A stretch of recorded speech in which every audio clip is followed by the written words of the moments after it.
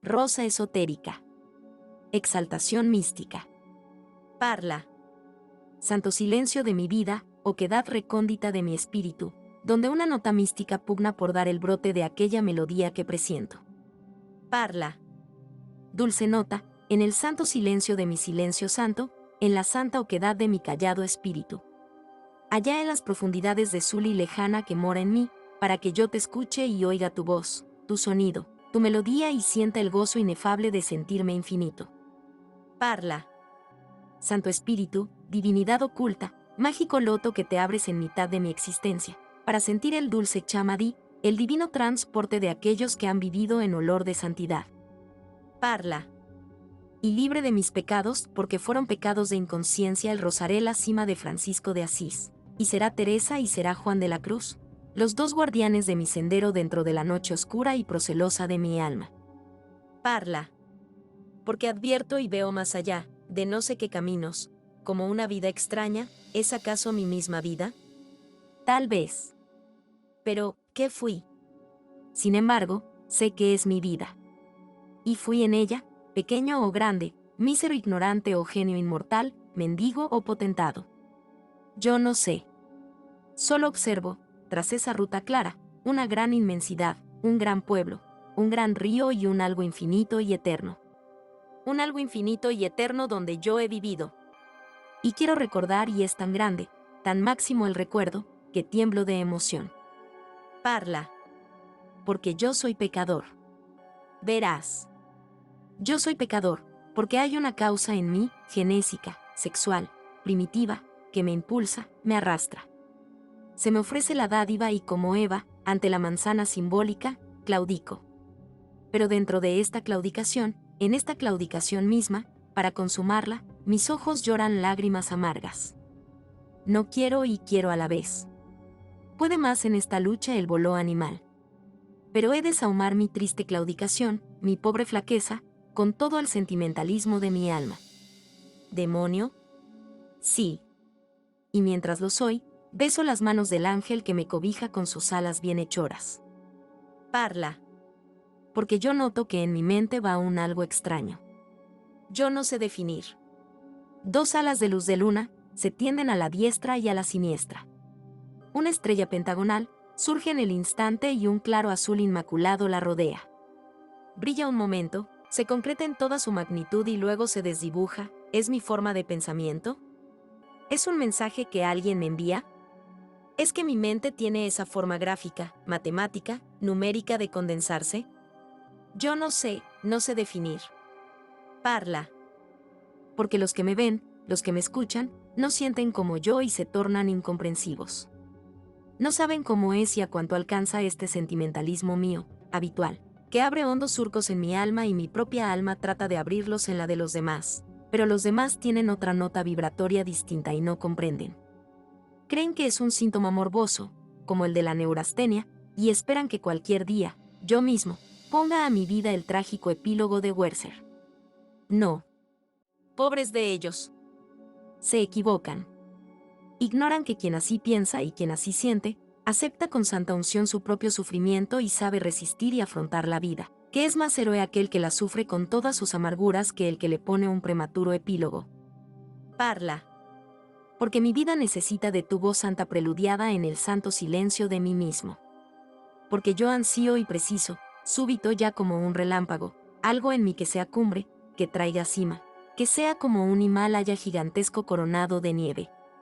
Pero algo, en fin, donde ascender, donde alzarme, donde subir para sentirme inmenso y percibir ese gozo inefable de palparme infinito.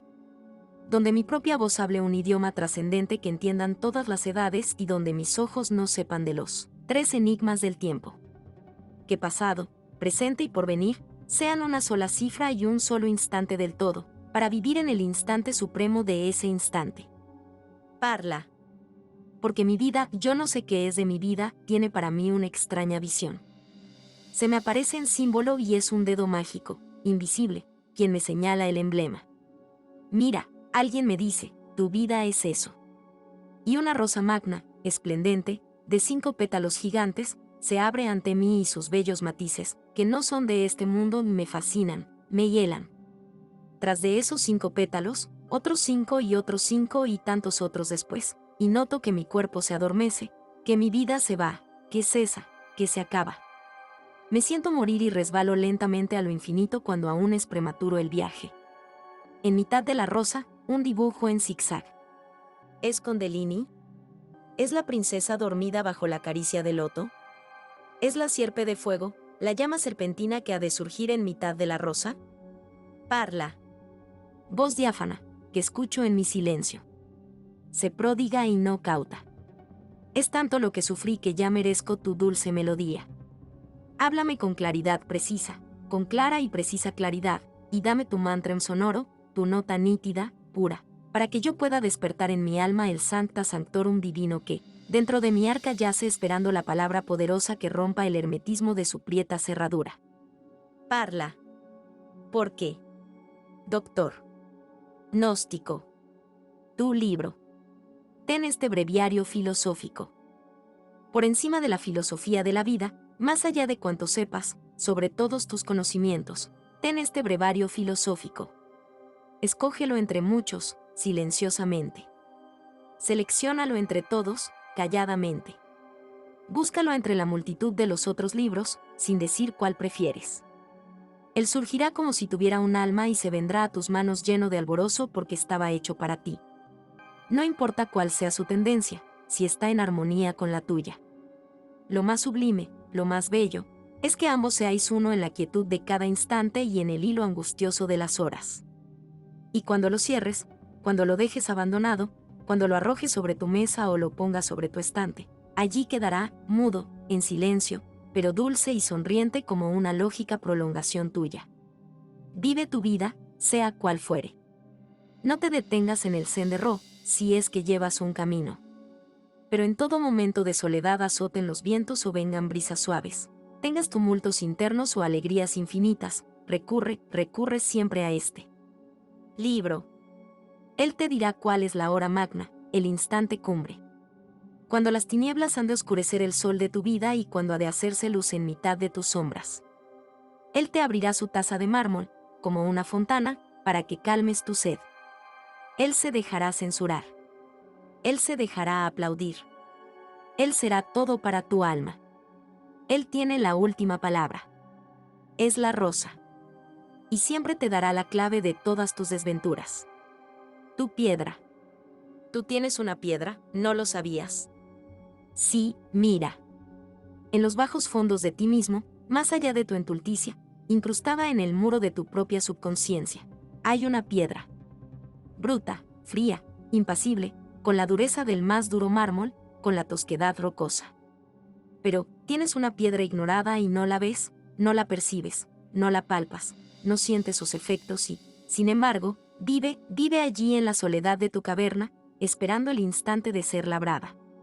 Se te puede pasar la vida, este efímero tránsito, ignorando siempre su existencia y ella habrá esperado inútilmente que tu interna mirada la haya descubierto en la monotonía de su larga espera.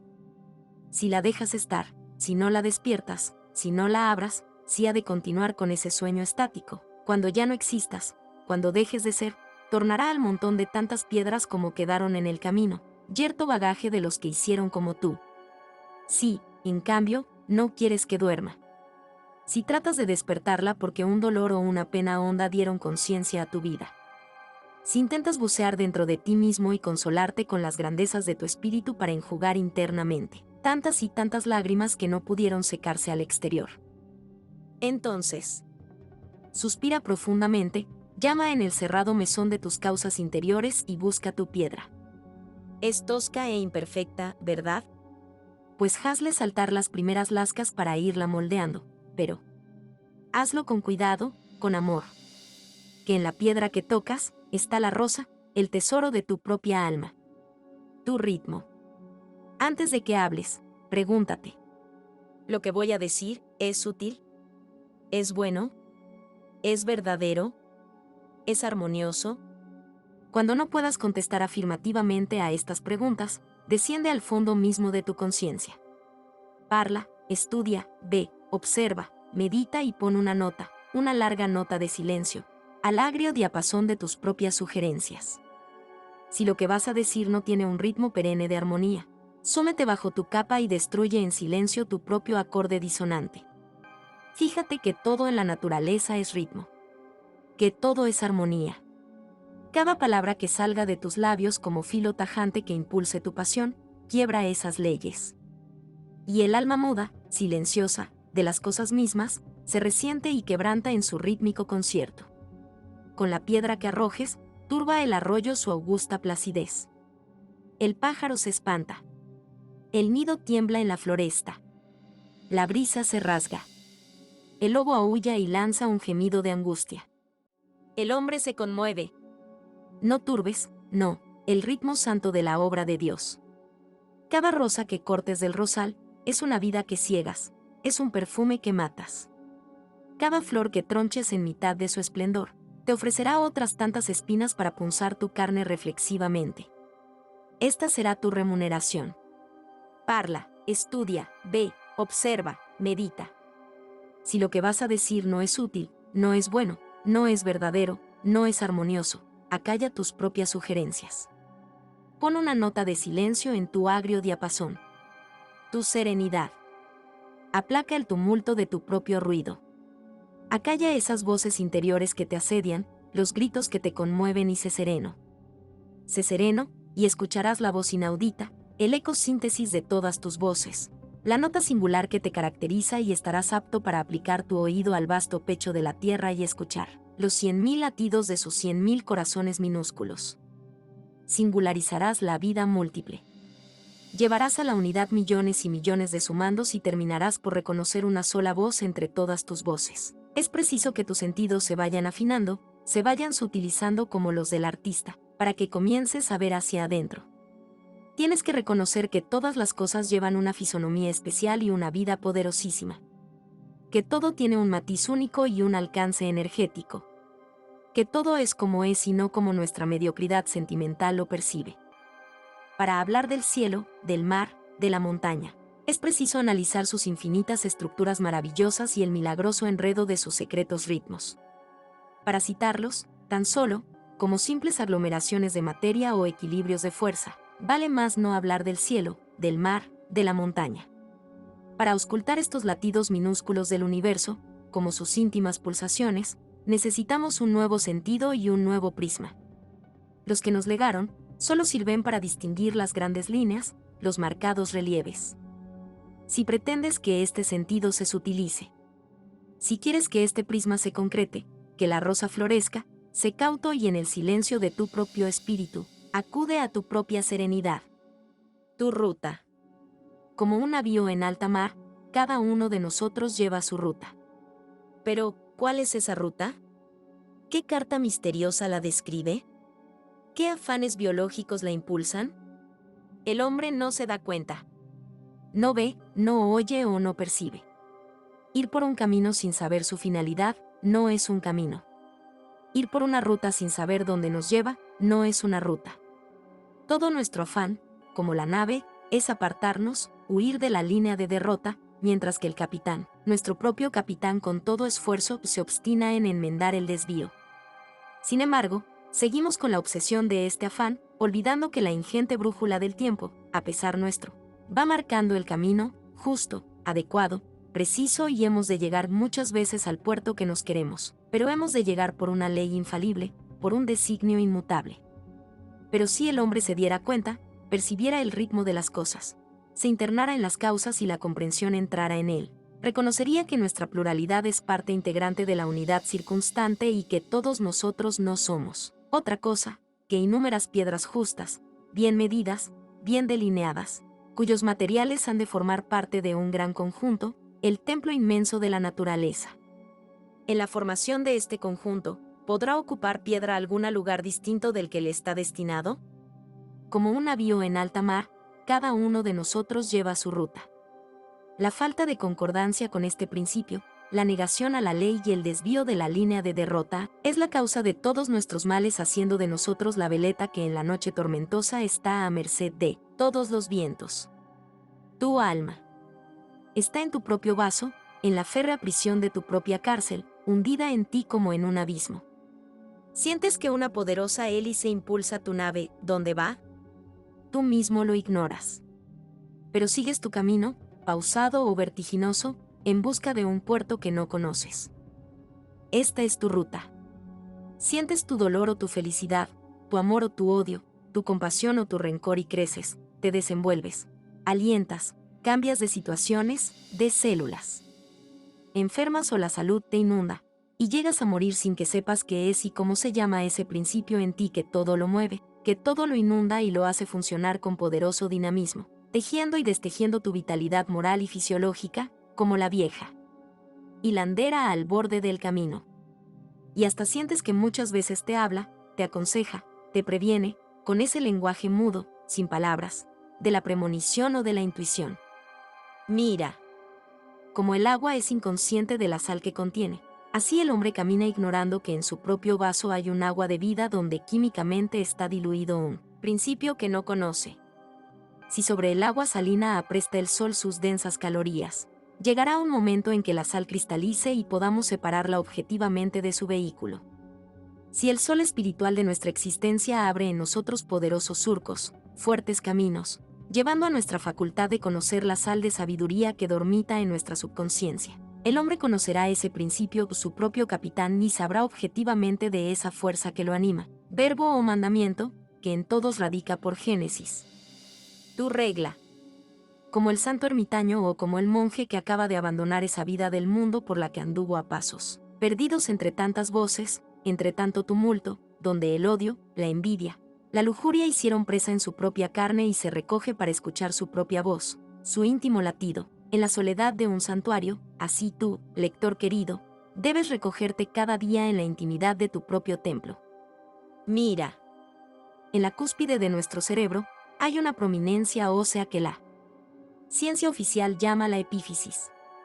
Nosotros le damos, más bien, el nombre de glándula pineal u ojo atrofiado porque es un lugar, a modo de ojo, por donde una humanidad pasada hizo uso de ese sentido de que antes te hablé y que más tarde la caída en la culpa fue extinguiendo para que los hombres no vieran más allá de un límite adecuado. Pues bien, podemos decir que ese es un aparato radiofisiológico, mediante el cual emitimos nuestras ondas de pensamiento que súbitamente recoge un dispositivo que también llevamos, o antena receptiva que es nuestro plexo solar.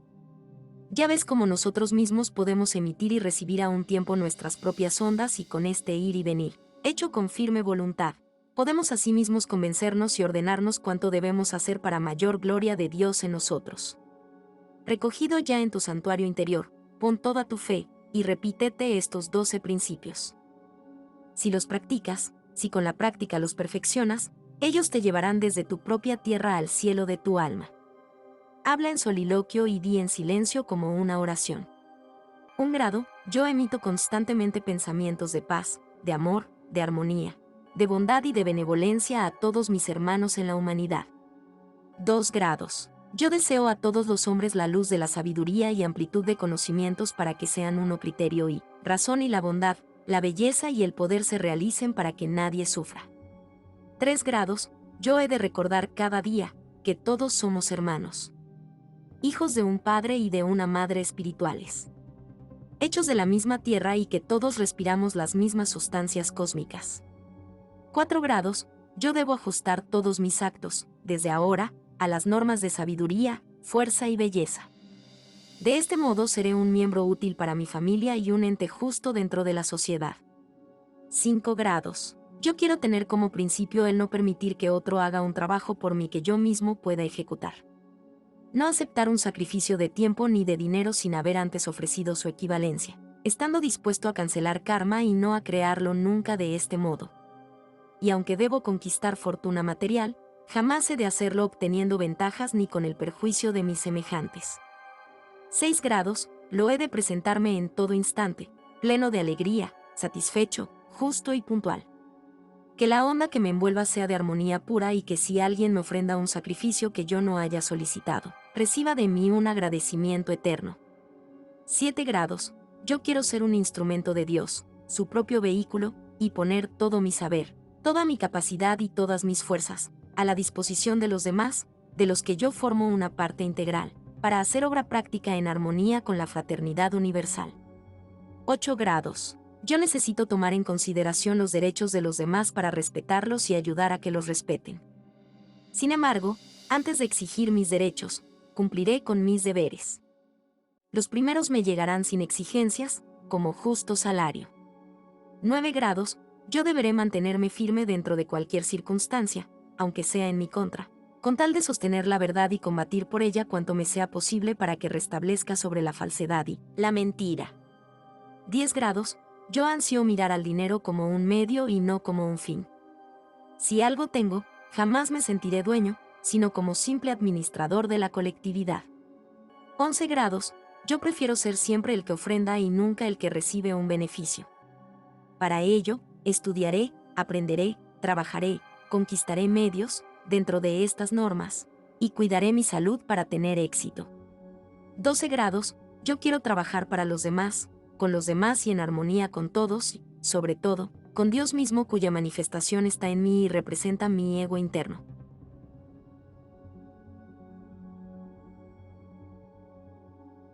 Así florecerán tus rosas. Busca lo esencial. ¿Sabes tú qué es lo esencial, lector querido? Escucha.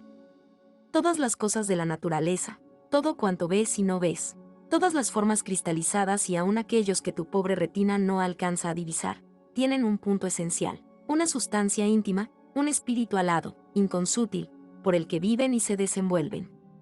Todo lo demás es secundario, accesorio. No inútil, porque la inutilidad no existe dentro de la magna obra del universo. Son medios, vehículos, portadores si se quiere lo esencial. El medio es perecedero. Pertenece a nuestra tierra. Lo esencial es eterno. Pertenece al cielo de nuestro espíritu. Busca, por lo tanto, lo esencial. Si para ello aceptas estas 7 reglas, apréndetelas y practícalas. Tu cruz se hará más llevadera y la rosa le prestará su sagrado perfume. Primera, lleva en todos tus actos una meta. En todas las cosas, un fin. Que estos sean el de descubrir lo esencial. Clava toda su atención en ello y toma por armas lo útil, lo noble, lo bueno, lo bello, para conseguirlo, y desdeña todos los obstáculos que se interpongan. Así florecerán las rosas sobre tu cruz. Segunda, alégrate. Que el contento y la alegría rebosen por todos los poros de tu alma hasta por las más mínimas impresiones, te colmen de íntimo placer. Su esencia es divina y Dios está en todo lo existente y es forzoso percibir lo esencial aún en el más diminuto y pequeño organismo. Así florecerán las rosas sobre tu cruz. Tercera, aprende a respetar la opinión sincera de los demás. Si hallas error con cordura, con sensatez, con respeto, hazles ver la tuya más autorizada, pero nunca los desaires. Lo esencial, lo divino, habla también por los demás hombres y solo es cuestión de evolución que se acerquen más o menos a la verdad. Así florecerán las rosas sobre tu cruz. Cuarta, sal diariamente al aire libre y admira la naturaleza. Alégrate y regocíjate del sol, del cielo, del ambiente, de las flores, del mísero gusanito que se arrastra a flor de tierra. Observa que en todo ello existe la divinidad y en todo aliento lo esencial. Así florecerán las rosas sobre tu cruz. Quinta, sé fiel para tus amigos y así tendrás amigos fieles, porque dentro de ellos estás tú. Aunque eres una entidad separada y aislada, no eres más que una expansión de lo divino. Medítalo, compréndelo, ajusta tu comportamiento a esto mismo y busca allí lo esencial. Así florecerán las rosas sobre tu cruz. Sexta, relaciónate con todos, pero debes preferir a aquellos que sepan más que tú, para extraer de ellos la sustancia de lo que han aprendido. Entonces los conocerás y los amarás y tu observación te hará ver, que son como tú, pero que lo esencial, lo divino, es lo que saben y no sabes tú. Séptima, concéntrate todos los días. Estudia si tu atención se ha detenido en las cosas accesorias, en las secundarias. Haz siempre un examen de conciencia y respóndete a ti mismo. Si no pudiste estar atento a lo esencial, cuida de enmendarte para buscar todos los días esa esencia divina que bulle en todo lo existente porque así, progresarás y serás feliz y así las rosas florecerán sobre tu cruz. La rosa. Cuento alemán. Había un rey en un país de ensueño. Sus poéticos dominios alcanzaban a todo un territorio, cuya fertilidad exuberante era fama. Una constante primavera templaba el ambiente y las dulces pomas, en plena madurez, aromaban la brisa suave. Todo era una caricia sutil. La tierra, blanda y pródiga, no esperaba la huella del arado.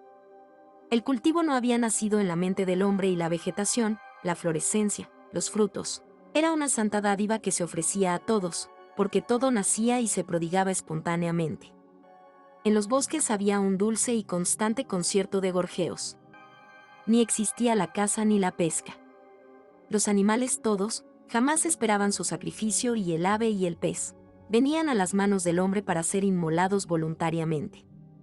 Era un país de ensueño. Por todas partes existía una perpetua felicidad y la armonía latente en todas las cosas. Era como un manto de armiño que cayera sobre todo con blanda placidez. El rey tenía doble felicidad. Había casado con una bella princesa, extremadamente hermosa, y un amor reflexivo coronaba de dicha aquella santa unión.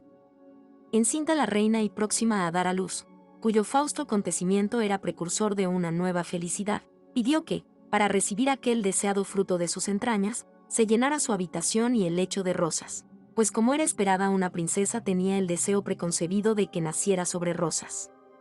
Así se hizo, porque todos los súbditos, al conocer el afán de su reina, enviaron las más bellas rosas y de más grato perfume. Nacida ya la princesa y después de varios días de tan esperado suceso, una noche, durante el sueño, se hirió la reina con una espina que apareció clavada en su mano. Al día siguiente, la encontraron muerta. La pena del rey era inconsolable.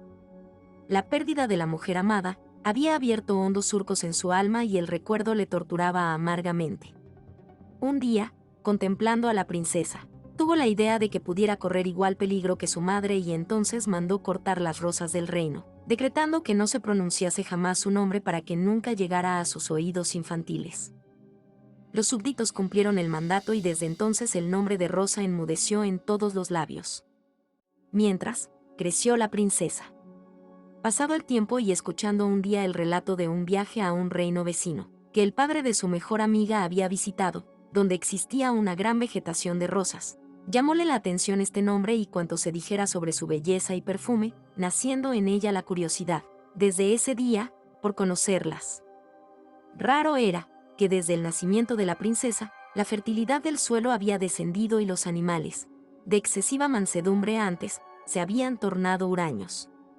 Con la extinción de las rosas, todo había palidecido, aunque los habitantes de aquella feliz comarca lo ignoraran. De pronto, la princesa enferma gravemente. Acuden todos los médicos del reino y no pueden dar con el origen de aquella enfermedad. La princesa, entretanto, perdía su energía, su belleza y la lozana frescura de su rostro, extinguiéndose lentamente. Solo un paje entrevió la causa y hasta la misma princesa repetía que podía curar si le exhibieran las rosas. Pero nadie faltaba al decreto del rey. Entonces, el paje, a hurtadillas y burlando toda vigilancia palaciega, trajo una rosa del país vecino. Al verla la princesa, radical e instantáneamente se operó el milagro de su salvación. Quedó el rey atónito, cuando contempló una mañana a su hija, a cuyo rostro había vuelto la perdida lozanía, reconociendo la sana y salva de su mortal dolencia. Pero al saber la causa de este milagro inaudito, exclamó: si bien la rosa dio muerte a mi reina, ha salvado a mi princesa. Acto seguido, dio orden de que cultivaran las rosas. Desde entonces, volvió con ellas la prosperidad, y la armonía latente en todas las cosas resurgió de nuevo, retornando a aquel país de ensueño a su augusta y perpetua felicidad. Cuenta la tradición, que el paje se casó después con la princesa y llegó a ser un rey bondadoso. La rosa como emblema. Había dicho Zeus a Aquiles Tacio, que si las flores todas quisieran elegir una reina, no podría ser otra que la rosa. Ella es el adorno de la tierra, la divina explosión de Dios sobre las planicies silvestres, la sábana de nieve que corona los almendros en flor, el símbolo de la primavera. En ella, la gota de rocío se detiene y titila como una perla. La belleza de todo lo creado, en ellas tiene su síntesis y es como un mensaje de líricas ensoñaciones para las almas sutiles. En un tiempo remoto, fueron en primer lugar los mismos sacerdotes quienes edificaban sus templos y siglos tardó, para que ellos permitieran a los profanos ocuparse de las construcciones sagradas. Más tarde, se organizaron gremios y sociedades constructoras cuyos fines eran también religiosos y para distinguir las obras de cada uno de ellos, elegían un símbolo. Así ocurrió a los mismos francmasones. Todavía por Cataluña, en España, puede verse un templo en cuyo frontispicio aparece un Jesús de Galilea entre dos columnas B y J, teniendo su mano diestra en actitud de hacer un signo bien conocido de los aprendices de esta institución. De este modo, las sociedades de construcción eligieron como símbolo la rosa y tanto se generalizó este emblema, que aún hoy, como reminiscencia habitual del pasado, todavía hablamos de rosetas al referirnos a los adornos de algunos edificios sin que guarden ya ninguna relación con la rosa simbólica en cuanto a su forma. En el castillo de Heidelberg, tan visitado hoy por los turistas, encontramos sobre la puerta principal 5 rosas y, sobre ellas, una escuadra. También en la Catedral de Santiago de Chile, se advierte una cruz con 7 rosas, lo que prueba que los sacerdotes constructores no pertenecían a un gremio solamente, sino que eran con toda seguridad miembros de la Orden Rosa Cruz. Durante las cruzadas, se hicieron muchos castillos en el trayecto a tierra. Santa y todos ellos tienen de común una rosa. ¿Fue el paso de los caballeros templarios? ¿Eran peregrinaciones de los iniciados Rosacruz? Así, en el convento griego de San Jorge, por todas partes vemos rosas esculpidas en piedra. Heródoto cuenta que en Babilonia se hicieron rosas de plata y éstas se ponían como atributo divino y como ofrenda de amor a los dioses. Dice la mitología que la primera rosa salió de la espuma del mar cuando Afrodita, al ver herido a Adonis, corre a socorrerlo. En este instante, un blanco rosal había brotado de entre las aguas y la misma Afrodita se hiere con una espina tiñendo con su sangre las rosas que, desde entonces, su tinte de púrpura. Otra leyenda dice que la primera rosa solo tenía espinas y al poner los dioses su néctar sagrado sobre ella, brotó, erguida y lozana, en forma de flor. Todavía cuenta otra tradición, que cuando Afrodita llora la muerte de Adonis, sus lágrimas se mezclan con la sangre de este dios de cuya fusión brota como una ascua la rosa. Libanio, hábil retórico griego, nacido en Antioquía, logra en una de sus leyendas que Afrodita triunfe como reina de la belleza, solo porque llevaba una corona de rosas. Fue así. 3 diosas en ida, se disputaban el premio de la belleza. 2 de las contrincantes, Atena y Gir, exigían que Afrodita abandonara su cinturón, pues tan solo con ese hechizo llevaba una acentuada ventaja y podía obtener el triunfo. Tras prolongadas discusiones, se priva a Afrodita de su mágico cinturón y se le permite adornarse con las flores que ella misma quisiera elegir para compensar esta prohibición. Entonces, se baña Afrodita y queda sorprendida al ver que su mismo cinturón, del que iba a despojarse, se había transformado en rosas. Era París el juez que había de dictar el fallo. Al entrar en ida, Afrodita, todos quedaron estupefactos. Las mismas diosas contrincantes ya no esperaron el fallo de París, sino que se postraron espontáneamente ante ella declarándola más bella que ninguna, gracias a sus adornos de rosas. Lo que fueron las rosas para Afrodita como diosa femenina de la belleza, lo fueron también para Dianaíses, el principio masculino como dios, que conquista un triunfo semejante gracias a una corona de rosas que llevaba como vencedor, como Ditirambos. He aquí por qué vemos a Bacó siempre coronado de rosas. Es bien curioso este mito de Ditirambos y Bacó y en nuestro libro Bioritmo se olvidó mencionarlo. Bacó nació 2 veces. Una del seno de Semele y otra del muslo de Júpiter. En los bailes en honor de Dianaíses y del amor se guardaba marcadamente un ritmo de 23 y 28 compases. En su principio, conocieron pues el ritmo los griegos. El ditirambo pasó más tarde a hacer un papel principal en la poesía, dándole una expresión elogiosa, que luego fue desacreditada en Atenas. En el Museo de Cambridge, hay una estatua de Deméter que se encontró en Eleusis y lleva una canasta de rosas. Deméter, como hija de Saturno y de Júpiter, es la diosa griega de la agricultura y ella sola puede repartir sus mieses con una canasta de rosas. Cosmos también recibe una corona de rosas de las ninges, a quienes fueron dedicadas. Anacreonte, ¿Quién se encarga de hacer una poesía en honor de las rosas? Pregunta, ¿qué puede haber sin rosas? Las rosas formaban parte de la vida divina y de la profana en Grecia. Es, asimismo, curioso, que en México Moctezuma declare que cumple un deber por encargo de sus antepasados, de cultivar las rosas, y por esta causa las mandó traer de todos los lugares, aun de los más apartados de su país. Parece que las mejores y de más grato perfume fueron aportadas por un pueblo extraño y lejano donde ya le rendían culto divino. Estos fueron los mayas. Solo Roma, la guerrera, olvidó durante siglos las rosas y adornó a sus héroes y vencedores con otras flores. Los mirtos.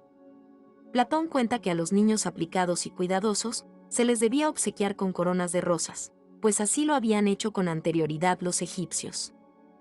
Posteriormente, volvemos a encontrar de nuevo las rosas en Roma.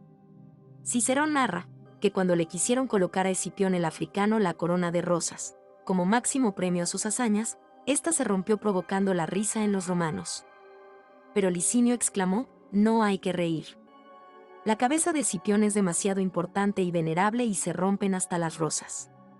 Con la intromisión del cristianismo, volvieron las rosas a florecer como emblemas y celebraron su justo triunfo en la ciudad eterna. Plinio nos dice que en su tiempo se traían cargamentos de rosas de España, Milán y Alejandría para exornar las mesas. Se tienen noticias que en Venecia, para hacer más fantásticas las salidas de los personajes y de los potentados en sus góndolas, se tiraban millones de rosas al mar por la ruta que habían de llevar las naves. El mismo cristianismo, con María, tomó de nuevo la rosa como símbolo. La rosa mohosa, planta pequeña de la familia de los hongos, se formó cuando algunas gotas de sangre del Redentor cayeron sobre el musgo que crecía bajo la cruz del Gólgota. Para los primeros cristianos, la rosa blanca es el resultado de las lágrimas de la Magdalena que con su llanto lava la rosa púrpura y ésta se pone blanca. En la vida de Santa Isabel de Hungría, las rosas figuran a cada instante. Luis, el Piadoso, perdió una cruz que era una reliquia y cuenta la leyenda que hasta en sus oraciones pedía que le fuera devuelta. Uno de sus criados la encontró colgada de un rosal floreciente y esto sucedía en pleno invierno cuando más azotaba la nieve. La rosa fue declarada santa por uno de los papas y desde entonces, el papa bendice una rosa de oro con que obsequia a las iglesias que, según él, se distinguen en el culto. El rosario que usan los católicos debe ser hecho de palo de rosas y de rositas pequeñas. Tácito también nos cuenta que ningún pueblo de la tierra veneraba tanto la rosa como los antiguos alemanes, que se adornaban con rosas el 24 de junio y a cuya fiesta le llamaban la fiesta de la rosa. El cristianismo, con justicia, dedicó ese día a San Juan. Si transgredimos a la vieja literatura como si nos estacionamos en la moderna para buscar el origen de la palabra Rosa Cruz, tropezamos siempre con que los autores la fundamentan en ese seudónimo de Cristián Rosencreuz. Hasta algunas sociedades secretas que usurpan el título de Rosa Cruz ven en ese seudónimo un nombre cualquiera como el de Juan Sánchez. Hasta Ledviter cae en ese mismo error y ello prueba que no han dado todavía con un verdadero iniciado Rosa Cruz. No es esta alusión en cuanto a Ledviter que me consta ha recibido luz iniciática en la India. Vamos a dar una explicación oculta. Ros, en latín, quiere decir rocío y el rocío es algo muy importante en su sustancia íntima, para el alquimista, y, sobre todo, en su aplicación con el arcano de la rosa. Un hecho, sin género de dudas, que la palabra Rosa Cruz es de origen alemán, es que los alquimistas alemanes usaban constantemente el rocío y lo cruzaban y mezclaban con otras sustancias, para hacer la transmutación del oro. Ahora, el rocío en alemán se llama tau y el alemán es una de las lenguas arcaicas. Tau en griego es la cruz. Así que se ha dicho y se puede seguir diciendo, como lo expresan las obras herméticas, que los Rosacruz eran los manipuladores del rocío, que tanto como rocío y cruz se unen en la palabra tau. Observa, discípulo, esta clave: dos son uno y uno es nada. Porque el rocío, después de haber dejado al alquimista, su esencia y su fuerza, se va, se hace nada. La rosa como símbolo. Los teósofos se han nacido, como rosa simbólica, a la flor de loto y le dedican una verdadera veneración. Sus pétalos y sus hojas simétricas es algo poético, como su forma de crecer y desarrollarse, pues extendidas sus raíces por el fango, Va lanzando el tallo hacia arriba a través del agua para luego ofrecer su flor cara al sol. Es esto verdaderamente simbólico y delicado para los espíritus religiosos, pero no único. Abraza una botánica y encontramos centenares de flores iguales en nuestra zona sin necesidad de basarnos exclusivamente en la de la India. Todavía a la flor de loto le falta algo muy esencial para prestarse del todo a un símbolo que es el aroma. Carece de él en absoluto y si en ciertas regiones conserva alguno, es un olor detestable. Cuán diferentes son nuestras rosas. Plantadas en el fango, van poco a poco removiéndolo y quemando químicamente esas escorias hasta transformarlas en tallo, en hojas, en flor, en aroma riquísimo. En eso estriba su gran valor y enseñanza ética. Nosotros, como las rosas o como plantas que las producen, vivimos constantemente en la miseria, en el fango de nuestro vivir hediondo y crapuloso y hemos de transformarnos, quemando nuestras propias escorias, para que en nosotros surja un día el hombre virtuoso y esencial. Es decir, hay que verificar o realizar el milagro por consunción de convertir nuestra naturaleza animal en espiritual, el ángel malo en bueno, nuestras sombras en luz radiante. La rosa es un símbolo de belleza. Pero ese símbolo no nace ni de su forma, ni de su color. La tonalidad de sus matices podrá ser un verdadero iris con variedades divinamente combinadas. Su forma será la más adecuada y simbólica. Todo en ella se prestará para dar la sensación más estricta de la belleza, pero su verdadero valor intrínseco está en su conjunto, en su totalidad. Ya Homero, en su lírica, la compara con el alba de la mañana y canta estáticamente ante su conjunto, como un sol expresivo. La rosa es el símbolo del amor. Los pueblos antiguos así lo entendieron y la ofrendaban a los dioses del amor de ambos sexos. Teócrito cuenta que los enamorados se pasaban mutuamente sobre los dedos hojas de rosas y si soñaban, forzados por este dulce sortilegio, eran para ellos una gran prueba de amor y de fidelidad. En Tannhäuser dice Wagner, a quien el corazón se le inflame de amor lleva una corona de rosas. Y otro bate de épocas pasadas, exclama, que tan pronto veía a una mujer todo se le transformaba color de rosa. Por un cuento germano medieval, se sabe de una mujer muy hermosa que se encuentra encerrada en una torre inaccesible para su pretendiente. No sabe qué hacer para estar cerca de la bien amada y entonces intenta ponerse un vestido color de rosa, cubriendo con frescas y fragantes rosas todo su cuerpo y haciéndose introducir dentro de un cesto adecuado para ser transportado a la torre. Los portadores del cesto, al notar un peso excesivo, suponen que sea el rocío el que ofrece aquel peso y no se atreven a tocar, porque solo la dama deberá posar sus manos sobre las gotas de rocío. Como en todos los cuentos, los dos amantes se unen por haber sido el traído con rosas. La rosa es el símbolo de la felicidad. Ya Cicerón expresa que los felices tienen lecho de rosas. Cuando el valiente mexicano Cuauhtémoc fue amarrado a un banquillo por orden de Cortés mientras sus pies se abrazaban, en una hoguera para arrancarle el secreto del lugar donde había sido depositado el tesoro imperial, uno de sus ministros llenos de dolor le gritaba, «Emperador, decid dónde tenéis escondido el oro. Ved cómo sufro». Y Cuauhtémoc, con toda calma, se volvió hacia él respondiendo, «¿Crees tú que yo estoy sobre un lecho de rosas?». La rosa es el símbolo del sigilo, del silencio. En los antiguos misterios, no faltaba jamás la rosa, tanto dentro del santuario como en el pórtico donde el guía le llamaba la atención al neófito sobre tal emblema, expresándole que tan solo era elocuente por su presencia y por el misterio que en ella se encerraba, pero que nunca hablaba. Con esto quería decirle, y así se lo recomendaba, y que había que ser mudo y callado como lo era la rosa.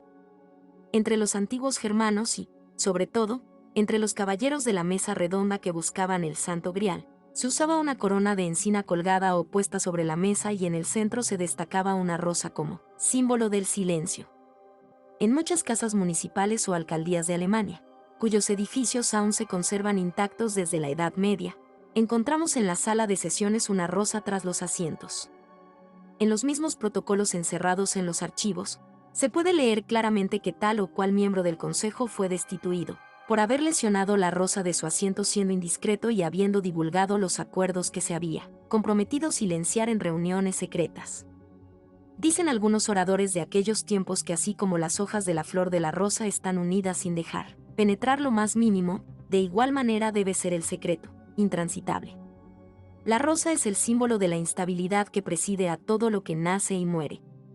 Hoy vemos la rosa, fresca, erguida y lozana. Mañana, amarilla, lacia y mustia. Así en los misterios antiguos, la rosa blanca era el símbolo de la muerte y el emblema de la destrucción. La rosa es un constante memento mori que a cada paso debe hacernos recordar que somos de polvo y en polvo hemos de convertirnos. Es un anuncio permanente de que la muerte nos ronda a cada instante. Verdaderamente que es curioso que en ninguna ocasión falten las rosas. Ella la ofrecemos a la mujer amada y aún después la vemos colocada sobre el ataúd de la pobre novia muerta. Finalmente, es el símbolo de la virginidad. Todo lo que sea puro, inmaculado, limpio y pudoroso, está encarnado en la rosa que nunca pierde su perfume aunque manos impuras la toquen. La misma flor de azahar, en algunos países, es puesta en manos de la desposada como símbolo de su virginidad. Al nacer el sol, se habrá rasgado el velo de Himeneo como se habrán marchitado las flores de azahar. La leyenda del Santo Grial. Belleza de las andaluzas. El cáliz que, como lluvia bendita, recogió la sangre del Salvador en el Gólgota. La copa sagrada que recibió en su seno aquel divino emblema de redención, estaba en aquellos tiempos bajo la custodia de los esenios para venir más tarde a ser depositada en la santa montaña de Montserrat, donde permanece invisible ocultándose de aquellas miradas profanas que aún no han aprendido a mirar al cielo. Pero desde la custodia de los esenios, no vino directamente a Montserrat. En poder del santo José de Arimatea, estuvo antes depositado en varios lugares, sobre todo, pasó con él 2 veces por España quedando guardado temporalmente en 2 de sus templos iniciáticos. Según se lee en tradiciones y apuntes esotéricos recogidos en Irlanda, donde tocó primeramente, fue en Galicia. Allí fue recogido en una montaña en la que todavía se guarda un cáliz sagrado, cuya existencia muy pocos pero buenos gallegos conocen. Luego vino a parar a la Sierra de Aracena en la provincia de Huelva, ocultándosele en una cueva donde existía un templo iniciático cuyo plano se dice actualmente que ha sido encontrado entre los manuscritos del insigne Arias Montano. Pero como el Santo Grial, el cáliz misterioso, por donde quiera que va reparte su influencia y su divina belleza, de ahí la hermosura y el bello rostro de las andaluzas que son fama por todas las regiones españolas. Cuentan las leyendas bíblicas que la sabiduría del rey Salomón era tanta y de tal magnitud que la noticia de su preponderancia había invadido el mundo entero. Entonces, llegó a oídos de la reina de Saba, hija del rey de Yemen de nombre Adad. Gracias a la presencia del Grial en una de las colonias de este rey que él había visitado, denominada Gades, hoy Cádiz, España, logró tanta belleza física que hasta los mismos dioses se enamoraron de él. Su hija Balquis, la reina de Saba, heredó esa exuberante belleza cuya cualidad, gracias al Grial, se propagó por toda la comarca. Cuando la Balquis fabulosa, desbordante de púrpuras y deslumbrante de gemas visitó a Salomón, llevó con ella el Santo Grial y un séquito de 1000 jóvenes de ambos sexos cuya extraordinaria belleza verdaderamente asombraba. Para que Salomón demostrara si tenía las cualidades y aptitudes necesarias para ser digno guardador y custodio del Santo Cáliz, la reina de Saba lo sometió a varias pruebas.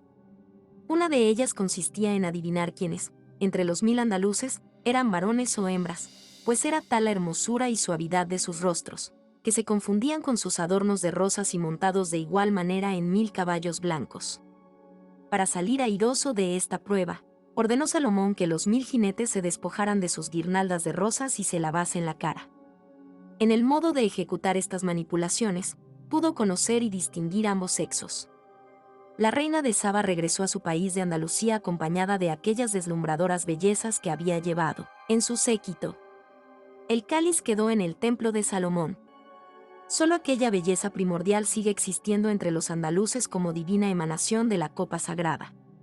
Hoy, el verdadero Grial, el cáliz sagrado, está en Montserrat. En tiempo oportuno, pasó al estado de Giña haciéndose invisible porque sus efluvios y la luz pura, radiante, de su intrínseca y santa divinidad, sería un daño manifiesto para el hombre de esta época cuya naturaleza, demasiado animal, no resistiría tal influencia. He aquí por qué debemos ir quemando nuestras propias escorias a semejanza de la planta que surge del cieno. Quemar nuestro propio cieno es quemas esas escorias que traemos como rémora maldita en nuestra evolución, hasta que el tallo, nuestra propia vara florezca como la de José de Nazaret, y la rosa se encienda en mitad de nuestra cruz. Cuando esto sucede, cuando hayamos conquistado la rosa y ya que todo el esfuerzo es personal, la copa sagrada se hará otra vez luminosa y visible para aquellos que supieron ser héroes a través de toda la engañosa urdimbre de la vida frívola y arrebataron con enérgica y positiva voluntad el reino de Dios. Aprended, por lo tanto, a manejar vuestro propio cuerpo. Ha de ser el vehículo de donde todo surja y en donde todo florezca. A semejanza de un acabado instrumento musical, es forzoso irle templando, afinando, preludiando en sus cuerdas las notas más precisas, hasta que la caja sonora vaya embelleciendo los sonidos y, de entre todos ellos brote un tono, su único tono, la nota pura e inmaculada del maestro. Así conoceréis al grial y vuestros labios un día podrán beber del néctar delicioso que encierra, que es un sagrado vino de vida. Y ya que hemos citado anteriormente a José de Nazaret, recordemos lo que acerca de este santo varón cuenta uno de los evangelios llamados apócrifos. María, desde su florida juventud, fue orientada hacia el templo ya que era su vocación más ferviente la de ser sacerdotisa. Las puertas del santuario se le habían abierto de par en par y un juramento solemne hizo sonar en sus labios la sagrada promesa de permanecer virgen.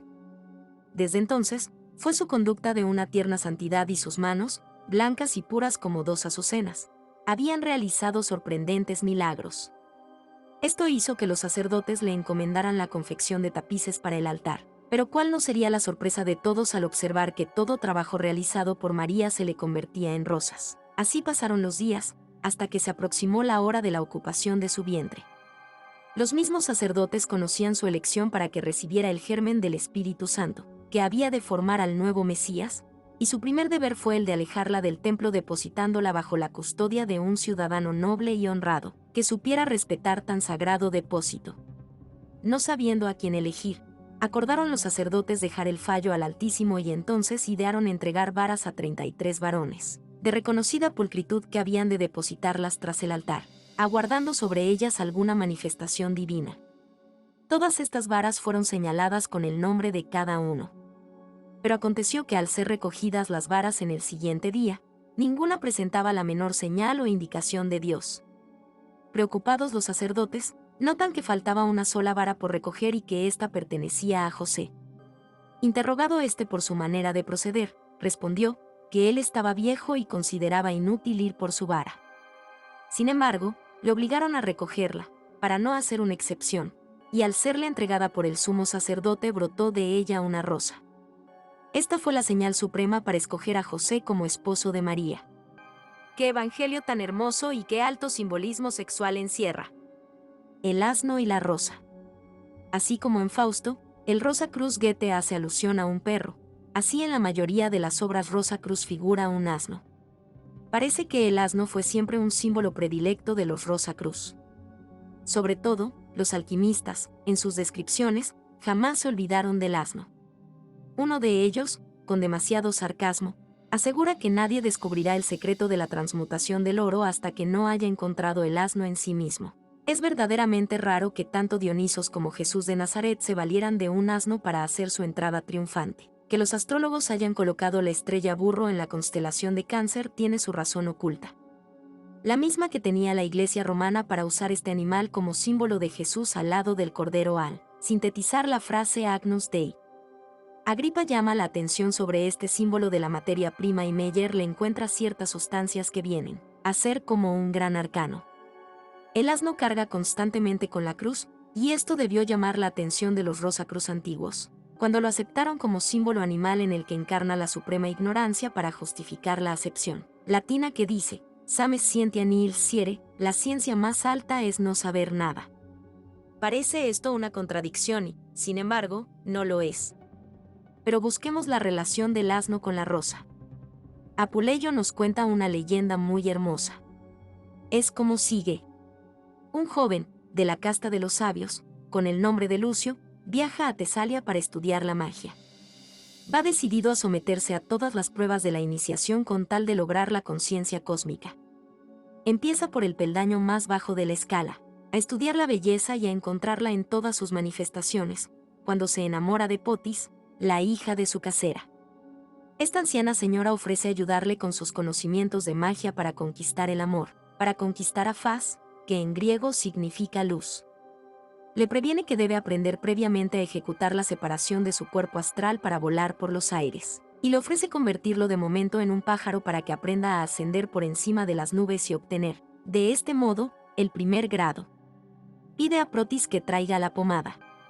Esto nos recuerda a esas pomadas de cuentos que usaban las brujas para transponer los aires montadas en sus escobas. Pero la doncella se equivoca y en lugar de traer la que convierte a los seres en pájaros, trae la que los convierte en asnos. Consumado el hecho, tenemos a Lucio convertido en asno. Esto recuerda a Fray Garí, el que también pasó 7 años convertido en animal. Ahora que Lucio, a pesar de tener cuerpo de animal, conservó la conciencia humana. Entonces Potis asegura a Lucio que su desgracia tiene remedio, pues, según ella, basta comerse unas cuantas rosas para que éstas le devuelvan instantáneamente su figura humana. Pero buscan y no encuentran las ansiadas rosas, y no le queda otro remedio que seguir de asno. Los niños lo maltratan. Los hombres le pegan. Todos lo menosprecian y él no puede defenderse más que como un asno. Este es un símbolo que todos hemos de sufrir mientras estemos encarcelados en nuestro pozo de materia. Pero Lucio tiene conocimiento de una doncella que ha sido robada y que sufre las penalidades de su cautiverio y quiere arrancarla de las manos de sus secuestradores. Va entonces al mar y después de sumergirse 7 veces y de purificarse, llama a Isis y ésta se le aparece diciéndole que ha dado orden al iniciador de proporcionarle las rosas necesarias para hacer el milagro de transmutación. Lucio, a poco, recibe las rosas y vuelve a convertirse en hombre. Desde aquel momento se hace discípulo de Isis. ¿Qué misterio, pues, es ese de la rosa que contribuye y opera el milagro extraño de su transmutación? ¿Qué arcano misterioso encierra su savia para que dentro de nuestra cárcel se despierte la mariposa sutil de nuestra alma? ¿Qué virtud esotérica hace que nuestro yo animal se convierta en el verdadero hombre, en ser espiritual? El rosal de mi vida ya no tiene rosas. Es una frase que profieren generalmente los ancianos a aquellos que tanto sufrieron o que tanto dieron, que ya no les queda otra cosa que el recuerdo de la que se agostó. Parece como si ya estuvieran perdidos en una noche sin fin, sin remedio, sin redención posible. Parece como si mucho hubieran redimido y ya no pudieran continuar su obra por la falta de rosas en su rosal. Procura, discípulo, que tu rosa surja y florezca en tu rosal, en tu propio cuerpo. Dejarás de ser el rudo animal de la dura y pesada cruz y, como Lucio, te convertirás en hombre y, como Lucio, también encontrarás un día a tu propio maestro. El amor y las rosas. Otro símbolo más de las rosas hay en el Fausto de Goethe. A Mephistófeles se le unen una cantidad de diablos subalternos, los cuales reciben el encargo de apoderarse del alma de Fausto. Al mismo tiempo que se levantan los diablos con sus tenazas, surge también un coro de ángeles con rosas. Estas rosas tienen el privilegio de esparcir luz y de extender un grato perfume de amor y al verlas, Mephistófeles con sus diablos, se retira asustado. Los coros infernales, a pesar de ser hijos del fuego de los abismos, lamentan ser abrazados por esta radiante luz de las rosas y entonces gritan, malditas estas llamas. Mientras los ángeles responden, santas llamas. Finalmente, todos confundidos, profiere, esto es amor. Así vemos, que el amor divino ofrece fuerzas cósmicas. Ese amor que mueve los soles y encadena las estrellas en un constante ritmo de armonía, es el que a todos nos abraza. El mismo Dante dice que las rosas tienen fuerzas curativas. No solo para sanar las enfermedades materiales, sino para ofrecer la purificación de las almas y la conquista de la inmortalidad. Elías informa acerca de la célebre Astasia, reina más tarde de Persia, que en su juventud sufrió de un tumor en el rostro. Un iniciado le hace ver en sueño las rosas que adornan la estatua de Venus y al día siguiente toma rosas, las pulveriza y se cura con ellas. El Zohar, en su primera página, hace constar que el símbolo más grande del pueblo de Israel es la rosa y así lo sigue siendo para todo iniciado, sin excepción de confesiones o nacionalidad. La Cábala expresa que sus 5 pétalos representan las 5 letras del nombre sagrado mediante el cual hay que elevar el cáliz en el sacrificio divino. En el Salmo 116, versículo 13 se ve que el misterio de la rosa y el cáliz es uno en la esencia de la frase «hágase la luz». El Dante pone la rosa como símbolo predilecto del Colegio Spirites Sancti en el capítulo 30 y 31 del Paraíso. Él pone la rosa en la parte más elevada del cielo, lo que significa luz pura, luz intelectual, luz de amor. Allí vio las legiones de ángeles plenos de luz y en el centro la rosa infinita que forma la Santa Milicia, Ordo Santísima, y en el convento de los túnicas blancas, cuyo sagrado fin es la rosa blanca. Conrad, en su Amphiteatro Sapientiae Aeternae, hace el pentáculo en forma de rosas y luego describe que este símbolo encierra la sabiduría. Ya en varios de mis escritos he mencionado ese cuadro que poseemos en el Summum Seprimem Sanctuarium, lleno de inscripciones y en el centro Jesús crucificado. Pero es lo más esencial, que a Jesús le falta la cruz. Aparece desnudo completamente y con sus partes sexuales al descubierto, lo cual hace resaltar su carácter puramente espiritual. Sin embargo, la posición de brazos abiertos y pies cruzados habla bien claro de la crucifixión. Todo el cuadro es una rosa cuyo centro es Jesús, el Crestos, el que debemos buscar en todas las cosas sin que se desprendan las hojas de la rosa. A los pies de la rosa siempre hay una paloma con la tiara en la cabeza, símbolo del Espíritu Santo. Alrededor del cuerpo de Jesús hay un círculo y dentro de él otros dos círculos concéntricos para determinar que Crestos es el centro de los centros. Esos tres círculos son el mundo del pensar, querer y sentir, como eterno trío.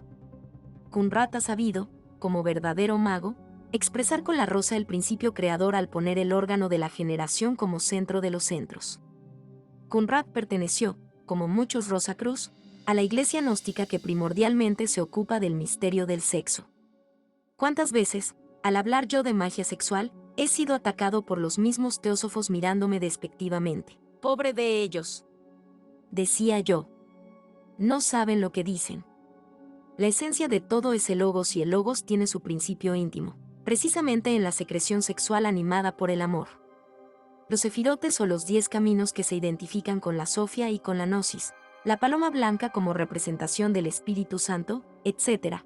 Todo emerge de la parte sexual de Jesús en ese caudro de Conrad que tanto ha ocupado la atención, durante siglos, de teólogos y filósofos.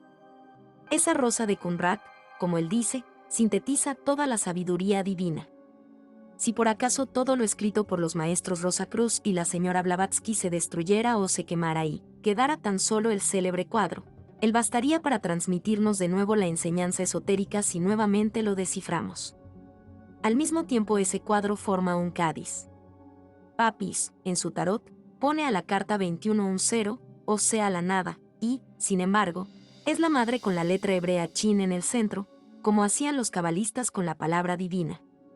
Chin es el eterno femenino, es el sexo. El dibujo es un hombre cándido, sutil, inocente, a semejanza de Parsifal, que sigue su camino, yendo tras de él un perro al que no hace caso. Esto es también simbólico en la rosa. Se trata del casto inocente al que debe imitar todo conquistador del Santo Grial. La rosa de Apuleius tiene la virtud de volver al ser a su origen y este es el símbolo de todo. Por eso en todo nuestro camino hemos de perseguir siempre lo esencial que late en todas las cosas. Todo lo demás es secundario, frívolo, innecesario. Todo lo que no sirva para hacer tornar al hombre a su conexión con la causa primera que lo ha formado, debe abandonarse. Buscad, discípulos, en todo lo esencial, que es la rosa, para que ésta florezca en los detalles de vuestra propia cruz. El 7 simbólico y la rosa. En muchas obras Rosacruz se encuentra a cada paso la rosa. No era de justificación posible la aparición de este emblema, puesto que no estaba en armonía con el criterio que podía formarse cada lector. Sin embargo, de tener la clave, claramente se hubiera percibido que al dibujar la rosa se trataba de la representación del número 7. De este modo, en la Rosacruz, la rosa indica antes de nada el septenario teosófico y esto nos lleva a investigar en qué lugares y con qué motivos usaron los antiguos indiferentemente el 7 o la rosa. Desde los druidas hasta nuestros días, son infinitos los casos y tenemos la seguridad de que el lector conocerá algunos más de los que vamos a expresar aquí, ya que sería interminable enumerarlos todos. En el Apocalipsis de San Juan, se habla de 7 cabezas, de 7 fuentes de cuernos de Dios, que serán vertidas sobre los pecadores. En muchos países se cita, como símbolo religioso, a la serpiente de 7 cabezas. El mundo fue hecho en 7 días y en la misma Biblia se habla de la venganza séptima contra Caín. De 7 hembras y 7 varones que llevó Noé al arca. De 7 días en que la lluvia continuó subiendo. De 7 corderos que se utilizaron para que jurara Abraham el tratado con Ebimelech. De 7 años que sirvió Jacob por Raquel. De las 7 genuflexiones que hizo Jacob ante Esaú. De las 7 vacas gordas y 7 flacas de que habla José en Egipto y de las 7 espigas de trigo y de los 7 años. 7 días dura la fiesta de Pascua, Pasa, en que los judíos deben comer pan sin levadura y 7 días debía quedar todo animal con la madre antes de ser sacrificado. En las religiones de Oriente y del Occidente, figura el 7 en los juramentos, y en siglos pasados se juraba ante 7 objetos religiosos y para conseguir la absolución había que lavarse 7 veces en la luna nueva, había que sacrificar 7 animales y, en caso de muerte, 7 parientes debían hacer guardia. Las parteras quedaban maculadas durante los 7 primeros días de asistir a un parto. La madre quedaba en el mismo estado durante otros 7 días en los niños y en 2x7 siendo niñas. 7 veces había que sumergirse en el Jordán para lograr el perdón de los pecados y 7 benditos caminos llevaban a Dios que eran las 7 veredas estéticas que recorrían las almas. 7 columnas tenía el templo de Salomón y un candelabro con 7 brazos radiantes. Un justo cae al día 7 veces. Dice Salomón que cuando uno que te odia te habla, no confíes porque su corazón alberga 7 maldades. La Biblia habla de 7 ríos, de 7 tiempos, de 7 truenos, de 7 coros de arcángeles y archidemonios, de 7 sellos, 7 cuernos y 7 reyes. La iniciación de Egipto tenía 7 grados, cuyo número tomaron de ellos los romanos. En la antigua Grecia, se hablaba de 7 sabios mundiales. De 7 Tebas y en Tebas 7 maravillas del mundo. La Tierra está regida por 7 planetas correspondientes a los 7 tonos de la música de Apolo, y 7 acordes unían los cielos con la Tierra. Roma está edificada sobre 7 colinas, y antes de establecerse la República reinaron 7 reyes. El templo, sobre la peña Tarpeya, tenía 7 santuarios, donde se guardaban las reliquias del Imperio Romano, cuyas leyes exigían 7 testigos testamentarios. 7 palabras pronunció Jesús en la cruz. 7 dolores y 7 alegrías tuvo la Virgen Madre. 7 peticiones contiene el Padre Nuestro. 7 son los sacramentos y 7 veces se alza a Dios en las 7 horas canónicas. Para los druidas, era el 7 sagrado, y en la Galicia antigua de los escitas, los tribunales tenían 7 jueves siempre, cuya costumbre ha continuado hasta nuestros días, exigiéndoseles 7 condiciones distintas, a saber, ser sordo, mudo, de corazón, de fácil palabra, humilde, serio y lleno de temor de Dios. Entre los escitas y celtas, el hombre tenía 7 cuerpos, 7 principios, 7 sentidos.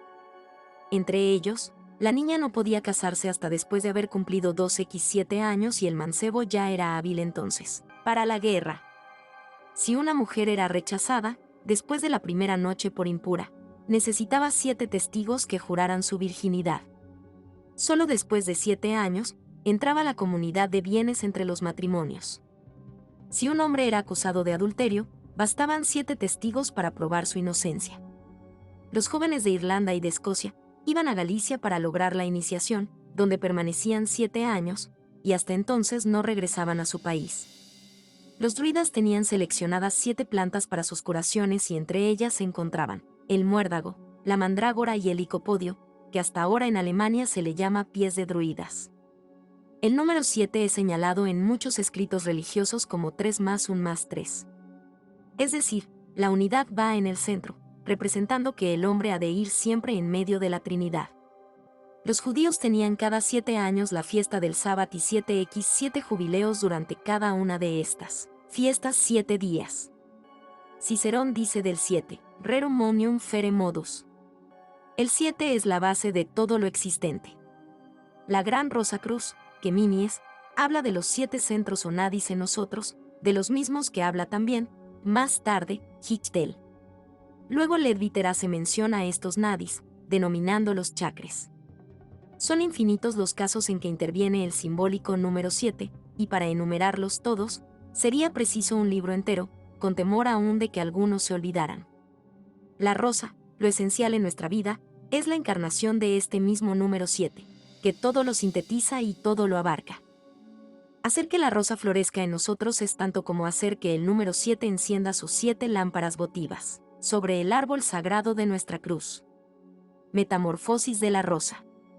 Era ya en nuestros tiempos estudiantiles, cuando nos esforzábamos, en pugna con la botánica, por conseguir sobreponernos a una asignatura que nos parecía demasiado pesada y demasiado voluminosa.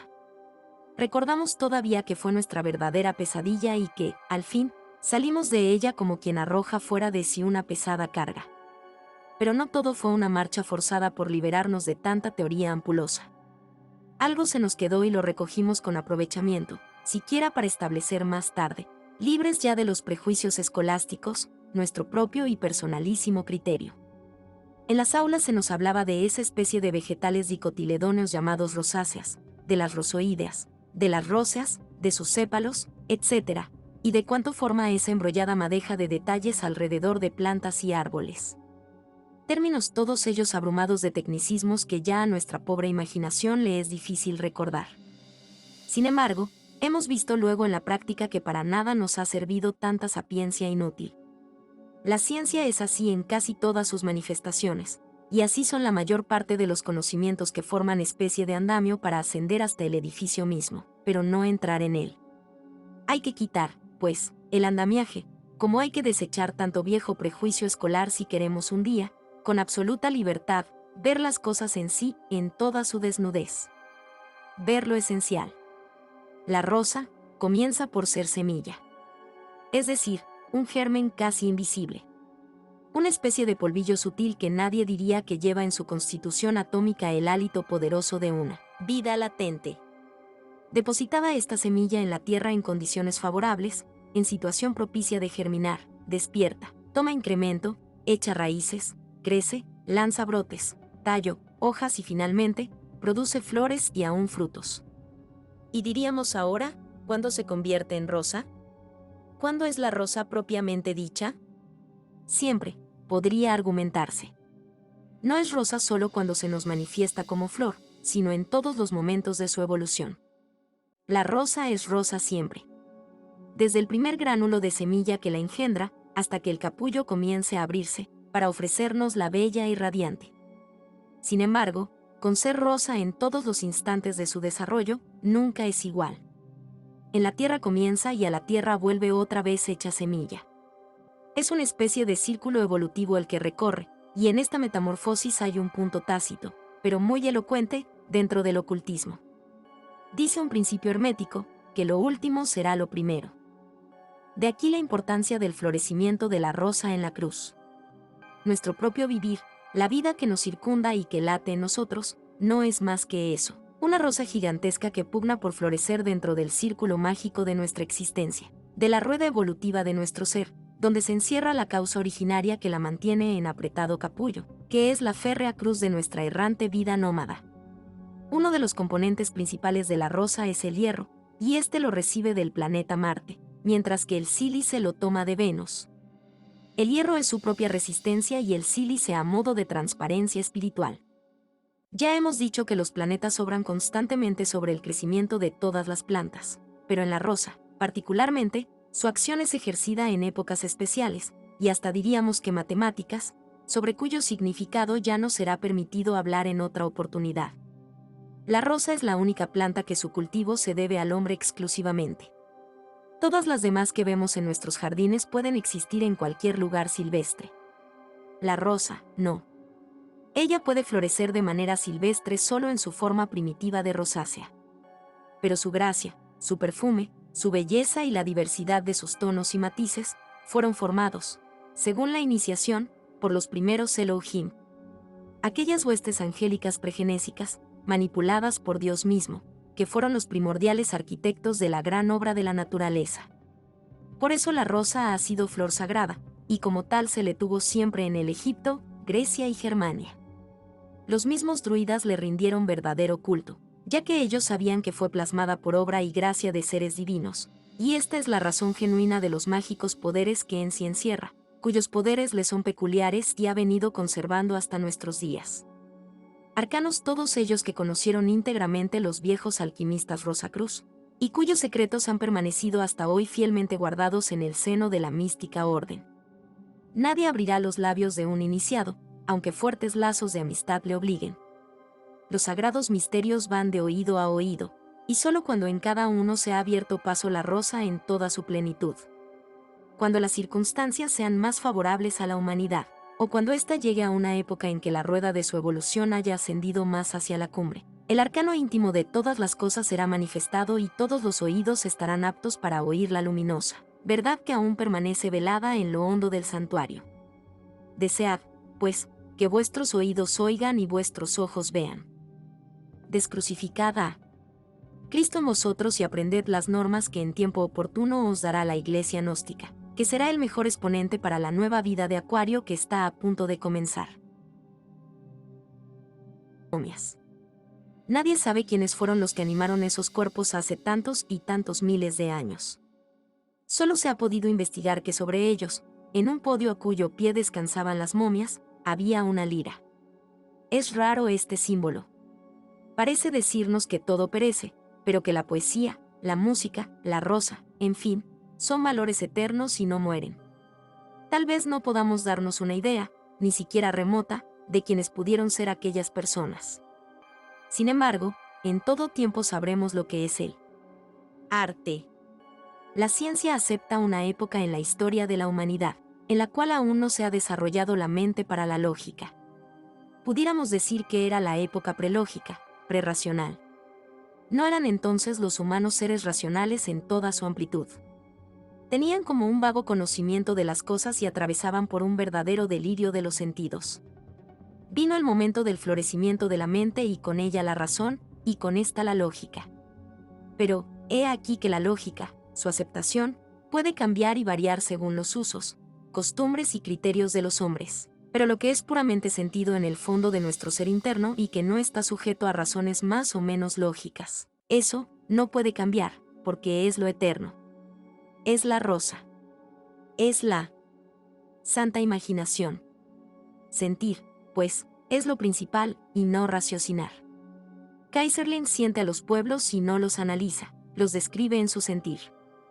El mundo espiritual, al cual pertenecemos, es una síntesis del mundo material, pero en el parte espiritual reside la rosa, y es esta como un idealismo metafísico. La rosa es la cosa en sí mismo, es el imperativo categórico.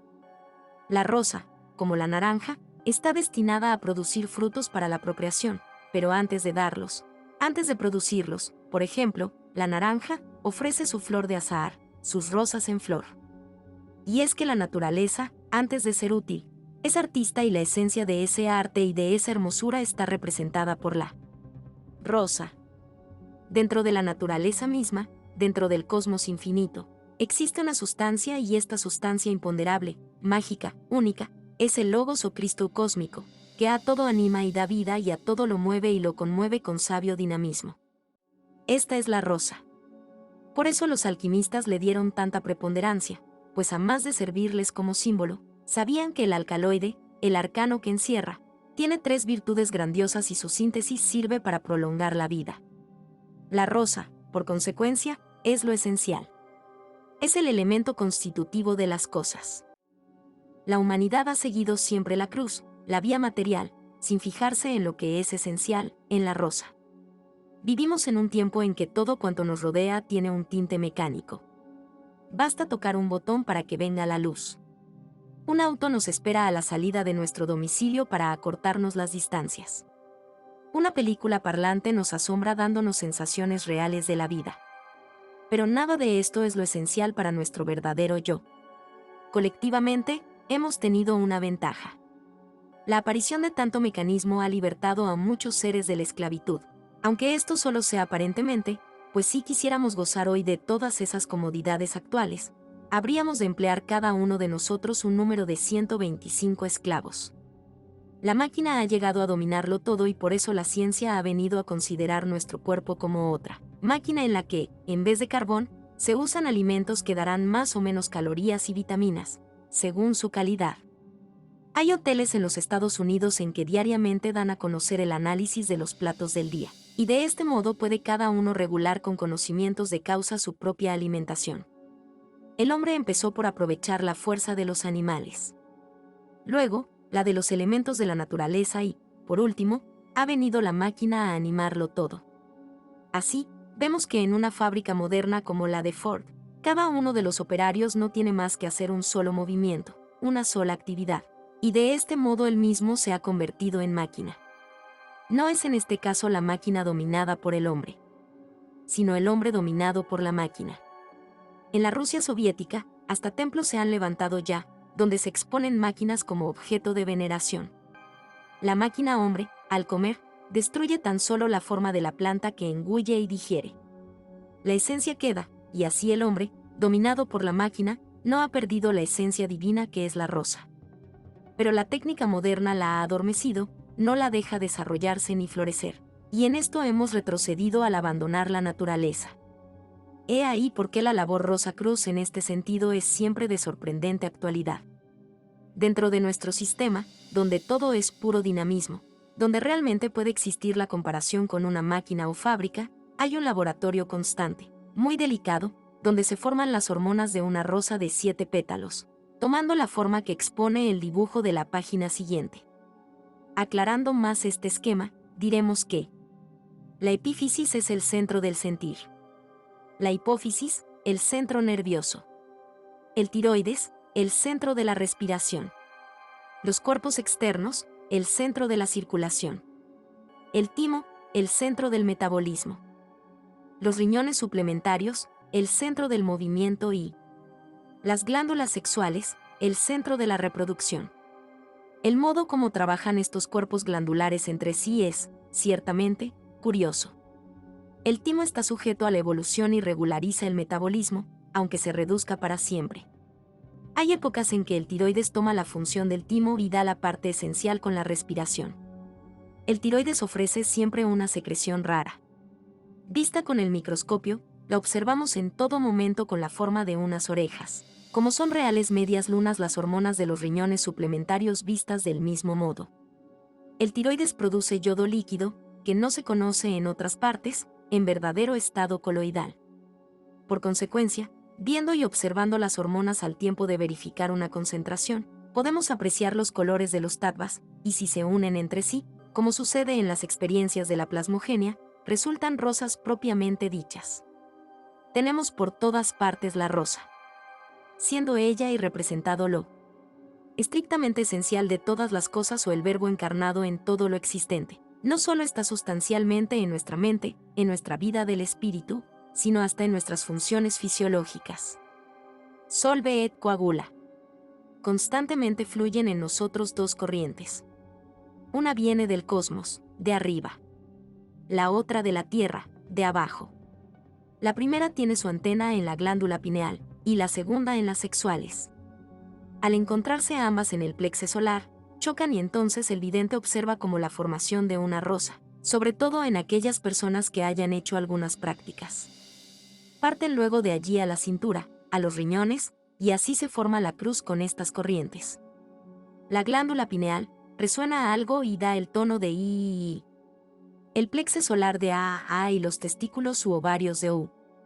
Hasta observando esto mismo con los rayos X, se ven ciertos remolinos al pronunciar esas vocales y es un fenómeno que cualquiera de los lectores puede comprobar con un aparato moderno. La corriente cósmica es impulsada por el Sol y Júpiter, mientras que la de la Tierra lo es por Saturno. En tiempos de la Atlántida, se recogían conscientemente esas corrientes, y al orar se levantaban ambas manos como lo hacen los árabes. El mundo, poco a poco, fue olvidando esa actitud y las manos cayeron para hablar con el Ser Supremo. Hoy, el manejo de estas corrientes es obligatorio para los Rosacruz, y son utilizadas por todos aquellos que quieren adelantar. Salvet coagula, dice la ley Rosacruz, para lograr la piedra filosofal. Es decir, recoge las fuerzas y domínalas, aprovéchalas, porque si no las dominas, te dominarán ellas a ti. Para ello, debe haber un justo equilibrio a fin de que la rosa pueda formarse en el plexo solar. Porque si es más fuerte la corriente que viene de abajo, resulta que tapa la región del plexus y el carácter del hombre se torna materialista, duro, grosero, pleno de egoísmos. Contrariamente, si la corriente venida de arriba es más intensa, al chocar en el plexo, hace que el hombre se convierta en un ser místico, enfermizo, fanático. Hay que buscar, por tanto, el equilibrio para lograr un justo medio. En las pirámides de Egipto, se encuentra un ojo parecido al que vemos como ojo de Dios en la masonería. He aquí un secreto masónico que ahora se publica por primera vez y que muy pocos masones conocen. Ese ojo tiene una inscripción que en egipcio dice así, Phe Bid-Sach, que se podía traducir de tres modos: la mano derecha de Dios, las alas de Dios o el ala derecha de Dios. Los clarividentes ven alrededor de la cabeza, como dos alas, exactamente de la forma de los párpados, y en el centro un disco que corresponde al disco solar. A este respecto, existen unas prácticas que pertenecen al secreto iniciático y, por consecuencia, no puedo darlas en este lugar. Solo diré que una vez despertados los chakras, todos resuenan con el antiguo y poderoso mantra egipcio, que se pronuncia Feu-in-Daji. Esta última palabra gutural. Los griegos reconocían a Dianaíses como una de las deidades más antiguas, y Homero comete el error imperdonable de hacerlo aparecer como dios del vino. Pero Dianaíses es, por el contrario, el soma de los hindúes, el rayo o corriente divina que a todo abraza, y Nietzsche, nuestro gran filósofo, vuelve a emplear ese mito en su filosofía. Aplicado Dianaíses como mantrem, atrae las corrientes cósmicas. Ahora que cada época tiene su tonalidad distinta y desde que entramos en Piscis con el cristianismo, ese mantrem es Johans, Juan. Al hacer ejercicios mantrámicos con estas dos palabras, Dianaíses y Juan, vuelven a formarse en nuestra aura, las rosas. Pero ya hoy, vamos entrando en la época de Acuario. En esta época nacerá una fuente maravillosa de múltiples surtidores espirituales y la humanidad tomará un cambio insospechado todavía, hacia una vía espiritual, abandonando por completo el camino grosero que hasta hoy ha traído en su carrera. Por eso, es nuestro empeño más tenaz, en que todos nos prepararemos a tiempo y hagamos que las rosas florezcan en nuestra cruz. Voy a dar algunos ejercicios de principio que indudablemente han de ser útiles para todos los que hasta ahora no se han ocupado de estas cuestiones. Uno de ellos es el constante recordar los acontecimientos pasados. Si nuestro subconsciente es como una placa fotográfica, donde todo queda impreso, nos es muy conveniente esforzarnos mañana y tarde en hacer una introspección en nuestras causas interiores y retrotraernos al pasado. Por ejemplo, quiero recordar qué cosas o qué acontecimientos me sucedieron hace un año. Es por ello conveniente comenzar por lo último que hemos ejecutado y seguir hacia atrás, como un film que se proyectara al revés, hasta tropezar con el acontecimiento que se busca. Observaremos que en el transcurso de esta investigación, vamos tropezando con hechos y causas que rodearon a todas cuantas circunstancias nos envolvieron, que seguramente estaban ya olvidadas o en las cuales no nos fijamos al suceder los mismos hechos. Con esto se pretende hacer que florezca nuevamente nuestra memoria en todo su apogeo y que ella pueda recordar todos los instantes vividos. Pues si la falta de memoria no fuera actualmente una enfermedad endémica, ¿cuántas cosas nos sucedieron y cuánto hemos leído? Por eso, el hacer que las rosas florezcan en nuestra cruz es también sinónimo de esforzarnos en gozar de todas nuestras facultades intelectuales mediante la conciencia de nuestra memoria subconsciente. En nuestra conferencia de América sobre el yo interno, llamé la atención sobre la diferencia existente entre el yo común y el yo mágico. Con el yo divino se hacen las manipulaciones mágicas, y siendo el mismo la rosa interna, a él hay que llegar. En verdad, que la Fraternidad Rosa Cruz recomienda varias prácticas a este respecto, pero comprenderán nuestros lectores que no son susceptibles de darlas a conocer en un libro impreso. Las verdaderas prácticas ocultivas que puedan tener una indudable eficacia, no es posible darlas a conocer más que al estudiante discípulo, y para eso, individualmente y con cierta medida, según lo vaya mereciendo y resolviendo. Una práctica, por ejemplo, asequible a todos y que es precisa para obtener una buena disposición es la siguiente. El yo interno va constantemente encerrado dentro de la cáscara o envoltura que le ha puesto nuestro yo exterior. Sin embargo, de esto, no nos es posible retener en nuestra imaginación, a pesar de que está a nuestro alcance, cuál es nuestra propia fisonomía en sus más vivos y precisos detalles. Conocemos la de los demás que nos rodean y por eso podemos decir que fulano se parece a sutano, pero jamás diremos que nosotros nos parecemos a nadie. A este respecto, Es muy necesario mirarse cada día en un espejo durante media hora, si ello es posible, porque no es tiempo perdido. Pero no es conveniente asomarse al cristal que ha de reflejar nuestra imagen, como lo hacen las mujeres, con coquetería. No. Ha de ser con ojos de ocultista, de analítico. Con ojos de investigador que busca algo esencial tras la forma grosera más o menos bella.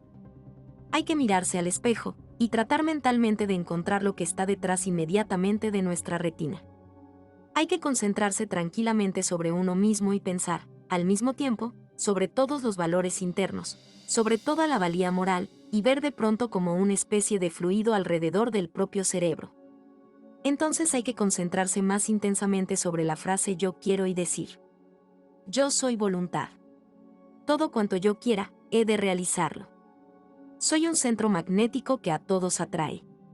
Soy un acumulador de poder, de fuerza, de vitalidad, de suerte y de fortuna. A mí nada me doblega ni nadie me somete. Yo me siento campeón de la voluntad. Donde yo vaya, dejaré siempre destello de luz y de energía. Este ejercicio se repite hasta conseguir que tome forma plástica y real. Sin embargo, como somos, en efecto, vivientes acumuladores de energías y algunos de nuestros discípulos pueden llevar este ejercicio a la práctica, con todo aprovechamiento, insistimos en recomendar que todos los poderes que se adquieran se utilicen siempre en beneficio del prójimo, necesitado y aún en el nuestro propio, pero que nunca sea, jamás, en perjuicio de un semejante nuestro. Tened en cuenta que el bien forzará el capullo de vuestra rosa para que se abra. El mal, en cambio, os alejará de la rosa, tan larga distancia, que tal vez no se os permita de nuevo emprender el camino. Párate. Escucha tu propia voz. Date cuenta del fin para que fuiste creado. Mira a la naturaleza. Observa todas sus bellezas y estáciate ante el ave cuyo blando gorjeo llena el bosque de rítmica armonía. Luego, ojea la planicie. Vuelve la vista atrás. Por allí, vienen rugiendo tus hermanos. No tienen pan. Hay hambre y sus pequeñuelos lo piden. Caminan bajo la nieve, y las carnes juveniles les tiritan de frío. Entonces, oh, hombre, álzate y ten un gesto de virilidad, de hombría de bien y rebélate contra ti mismo, contra lo que tú has creado, contra la misma sociedad desaprensiva. Tiéndeles tu mano y derrama 2 lágrimas amargas. Entonces, ora. Mira. La oración es el místico camino de las almas y el ser humano necesita a cada instante de ella, porque es el único vehículo de comunicación con Dios. Pero, fíjate, no es esa oración la de todas las religiones, donde se repiten inconscientemente frases y palabras de hueco sentido, creyendo que ellas tan solo son capaces de ablandar el corazón de un Dios, puramente comerciable, llevándole con absurda apariencia 2 velas míseras o autorizando a un sacerdote por unas monedas para que perdone los pecados y conceda privilegios. No es esa la oración. Eso es indigno, porque Dios, la suma omnipotencia, queda rebajado con este pauperismo estulto. La oración es algo más grande, más íntimo, más callado, más profundamente callado. El que ore, debe dar sin aguardar recompensa. Esta vendrá luego a modo de salario, que cada uno recibe sin pedirlo, y serán sus obras las que reclamen el precio. Nuestra oración debe ser dirigida, cada día, hacia las fuerzas cósmicas con todo fervor y fe, y cuando estemos saturados del ambiente divino que ellas derraman sobre cada uno, entonces es cuando debemos solicitar la dádiva. Es decir, que nos penetren, que nos llenen de su santa influencia, que nos envuelvan con su dulce bienestar para que la espiritualidad sea carne de nuestra carne y la enfermedad, la desgracia, el fracaso, se detengan a nuestra puerta. La oración, además, no debe ser un hábito ni una rutina, sino una fervorosa expansión del Hijo que pide al Padre o del alma que trata de fundirse al Espíritu inmenso que todo lo inunda. En la oración, se debe sentir uno como diferenciado y, sin embargo, unido a Dios como parte que somos de la divinidad, para lograr el dulce éxtasis que ha de abrir nuestra rosa bendita. Y esta ha de ser la obligación de cada día. Si nuestro tiempo es corto, basta un simple recogimiento mental. A veces, la poesía, la pintura, la música, un paisaje de la misma naturaleza, son bastantes para hacernos sentir, en ese momento, estamos en oración, en plena unión con Dios mismo. Si en cada oración hacemos magia divina, pedid en todas ellas por vuestros enemigos. No hay más grato placer. Pero pedid también por todos. Por los que nos aman, porque nos comprenden, y por todos aquellos que nos odian, porque no nos comprenden. La rosa, vuestra propia dignidad latente, irá abriendo sus pétalos en el hilo de las horas y poco a poco os sentiréis dichosos. Entonces, la felicidad que buscáis en vuestro vértigo será realizada y a la vuelta de un camino. Cuando menos lo esperéis, en choza humilde o en suntuoso palacio, os gritará, aquí estoy. Epílogo. Lector querido. La rosa esotérica ha terminado, y con ella mi tortura infinita de no ser más explícito en asunto de tanta trascendencia. Cuando el maestro habla, la rosa pone sobre sus labios angustioso sigilo y la esfinge se alza ante él con el dedo en el labio para recordarle su deber de silencio. No es posible hablar más. Que estas pequeñas normas, trazadas para ti, sean como una vía láctea en tu sendero y ellas te ayuden a cultivar tu jardín para que una nueva primavera lo hagan florecer con rosas luminosas. Ve y medita. Estudia y observa y no rompas, jamás, el ritmo de la naturaleza. Todo en ella es armonía, arte misterioso y sublime, un verso mágico, como un rayo de sol, cruzando los bellos horizontes y tú, ente divino, tienes el deber de contribuir rítmicamente a esa armonía. Labra tu piedra y sé sereno. Si tu espíritu está sereno, porque tu piedra fue labrada, podrás asomarte al alma de todos los humanos para observar sus contrastes de luz y de sombras. Acabará para ti la rudimentaria y frívola manera de ver las cosas y tu personalidad se ensanchará, rompiendo los límites de tu objetivo para que veas en plena luz. Hay que ser libres. Romper las cadenas que nos atan, para arrojar fuera de nosotros la cruz de nuestros viejos prejuicios, y estar exentos de todo bagaje, de cada carga que pueda aprisionarnos. Así sentiremos sobre nuestros hombros dos alas gigantescas que se agitan y estaremos aptos para el menor impulso de vuelo. Tal vez un día, no lejano, cultivando tu huerto florido, sientas la gloria del éxtasis. Y entonces verás qué sagrado terror y qué amoroso deleite tiene este dulce chamadí para tu alma, cuando se sienta desprendida. Las horas dejarán de ser lo que son, dentro del orden del tiempo, y bajo el arco triunfal de la otra vida penetrarás cubierto de rosas. Ni el antes ni el después tendrán razón para ti. Todo será uno en la quieta beatitud de ese instante donde todo se hermana, hasta el placer y el dolor, para buscar la unidad, que es la nota mágica de toda belleza. Toma este libro por guía. Que sea tu breviario de cada hora. Lo que en él está callado, como deber de sigilo, pregúntaselo a tu ego interno. Húndete en ti mismo y háblale. Él lo sabe todo y podrá intuirte otras normas. Así serás como aquel discípulo mexicano, a quien el Santo Maestro le expuso en sueños el más grande y secreto misterio de la rosa. Que los 7 caminos estéticos que van hacia la divinidad se abran a tu paso para que las rosas florezcan sobre tu cruz.